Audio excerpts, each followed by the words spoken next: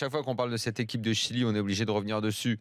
Il y a des mecs dans cette équipe qui sont d'un tout autre niveau quand ils portent le maillot de la sélection que quand ils sont en club. Ouais, c'était le débat qu'on avait eu, ouais. Ça, c'est clair et net. Et pour ce qui est de Claudio Bravo, comme d'autres joueurs, hein, pas de cette sélection, comme d'autres joueurs en général, le contexte, c'est important. Tu as des mecs qui sont pas faits pour certains championnats, qui sont pas faits pour certains clubs et qui ne devraient même pas le tenter, qui devraient rester dans des championnats qui leur conviennent.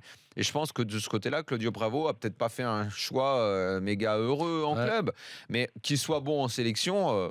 J'en doute pas, comme tous les mecs qu'on voit là. Moi, à chaque fois, je suis là. De toute façon, le Chili, t'as l'impression que les mecs sont habités dès qu'ils jouent avec leur sélection. Je vais pas répéter 1000 fois l'histoire de quand je vois jouer Isla, quand je vois jouer Beau Séjour, quand je vois ces mecs-là, je dis mais bon, ok, très bien.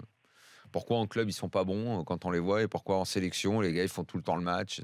Alors que nous on a ce problème, mais des fois à l'envers.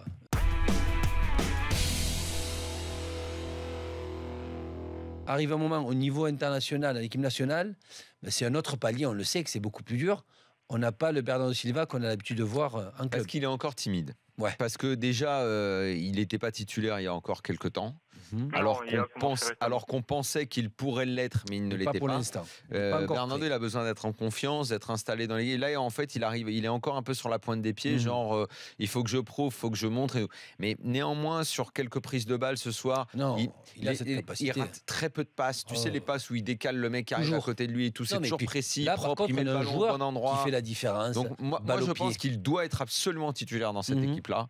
Et lui faire confiance, quoi. Après, est-ce qu'il doit l'être? Parce que là, il le joue un peu dans une sorte de 4-3-3, tu vois, avec le 9. Lui, il joue à droite et Ronaldo de l'autre côté. Il est bien aussi. Ça a l'air d'être un bon positionnement, mais comme en club, il n'a pas fait ça cette année. Enfin, il n'était pas exactement comme ça. Il était avec un latéral. Mais je pense que ça doit venir et que ce mec-là... Il faut qu'il joue beaucoup plus de matchs avec la sélection. Avec la sélection, pour s'imposer, tout simplement, pour dire je vaux quelque chose.